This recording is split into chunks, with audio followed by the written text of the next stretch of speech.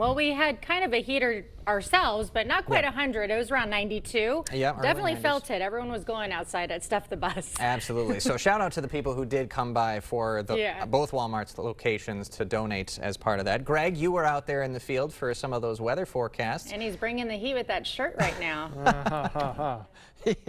Yeah, actually it wasn't too bad with that wind blowing. It kind of kept it just bearable, even though it was about 90 and we had heat and see into the mid to upper 90s. So warm, kind of hot, not unusual for August to see that. Our records are still in the upper 90s this time of year, but they are starting to fall too. Now tomorrow it's going to be wet, especially in the morning. Showers and thunderstorms, some could be strong or even severe.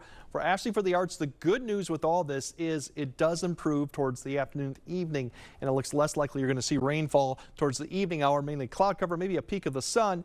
Cooler temps, that's the good news. Still muggy though, but showers and thunderstorms definitely in the morning. Once again, could be severe. For the Irish Fest, it's a little bit less unlikely we're going to see any dry until later in the evening. It does taper off a little bit towards 7 to 8, and probably the rest of the evening we still could see a shower.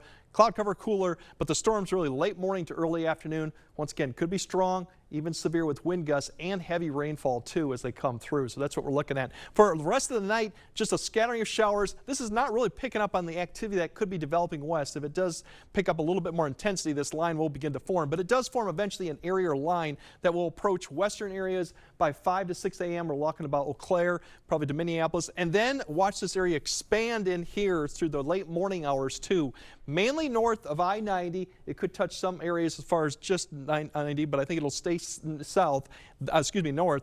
Eventually this begins to form a nice steady line towards the late morning, and you got to look for these pockets of really Boeing shaped features, embedded things that could have the damaging wind. By this point, really the focus is going to be shifting more towards a severe threat towards southwest Wisconsin, northeast Iowa, given they're not going to be impacted by the morning activity. But wet conditions continue throughout the morning. Keep an eye here. You see this activity there comes through.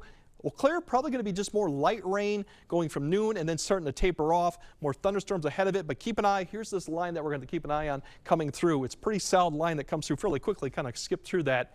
That is what we're looking at for showers and thunderstorms. That could be a severe risk coming through basically La Crosse and south in the early afternoon hours.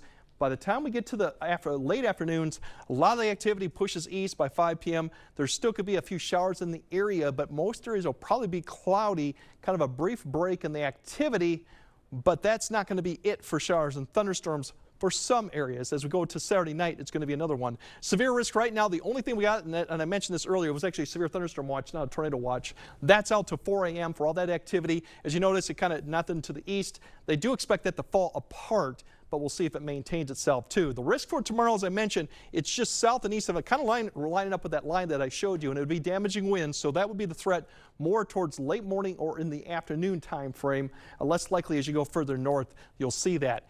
Saturday night, we have more activity coming up. We're going to see another complex develop south. That could spread more showers and thunderstorms, and maybe Sunday morning we could see some of this stretch as far north as maybe just south of Eau Claire. It'd be just light rain. We're not expecting severe with that, but that could give some heavier rainfall for areas closer to the Wisconsin River. More could be coming too with that later on. Now, precipitation amounts, pretty hefty amounts, especially further south you go, and this could be much higher if they have thunderstorms training. But take a look towards southwest Wisconsin, 3 to 4 inches potentially. It does taper off a little bit too. For these reasons, this goes all the way through Monday morning. For this reason, there's a flash flood watch out or a flood watch out for those two areas, the counties Crawford and Richland County, due to the training factor. So of course, keep an eye on the Kickapoo if you live by that going on, because that's always a famous river to actually have some of those conditions get when you have these heavy rainfall. Otherwise, the bigger story going to next week, back to seasonal conditions, back to more or less humidity.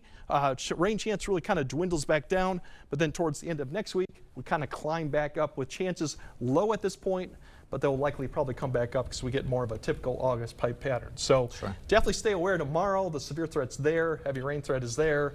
Dry conditions, hopefully, for a lot of areas we go into the afternoon, hopefully. All right. Thanks very much, Greg.